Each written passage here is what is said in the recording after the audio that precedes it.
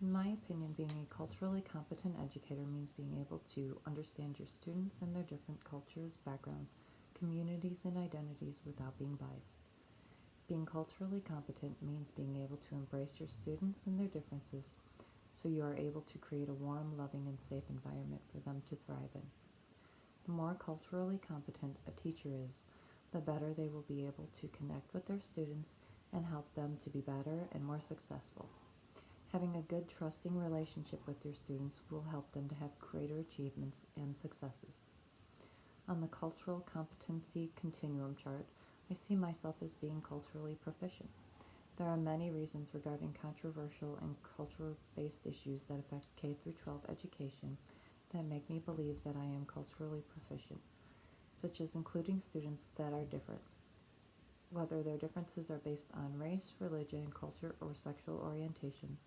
I believe that all students need and deserve a safe, happy, and inclusive environment in which to learn that is free of judgment and ridicule.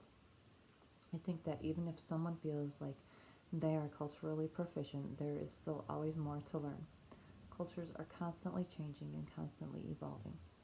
I think it is important to continue learning and understanding other cultures so that we as educators can change and evolve as well. It is also important to understand your own personal biases and why you might have them and what you can do to resolve them.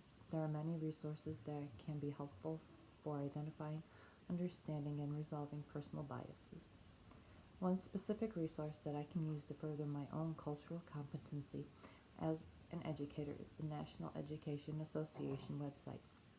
There are many articles and resources about being culturally competent.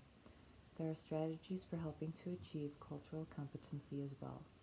Another great resource is the Health Sciences Diversity from the University of Pittsburgh. They also have many articles, tools, and resources about cultural competency. YouTube is a great resource as well. There are many videos about cultural competency there as well.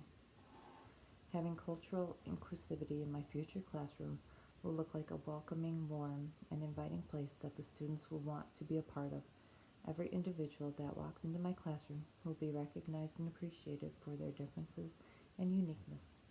Everyone will always be greeted with a warm smile and a high five, fist bump, or a thumbs up.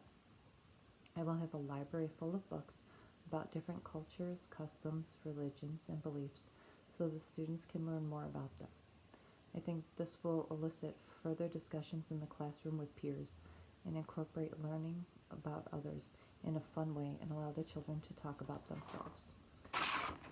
In order to ensure that I am respecting students as individuals with differing personal backgrounds and various abilities, perspectives, talents, and interests that do not align with my own spiritual beliefs and moral values, I plan to use the golden rule. Treat others the way you want them to treat you. I think that leading by example will be a very important key. If I can show my students that I can respect and accept others and their differences, then they will be able to respect and accept others as well.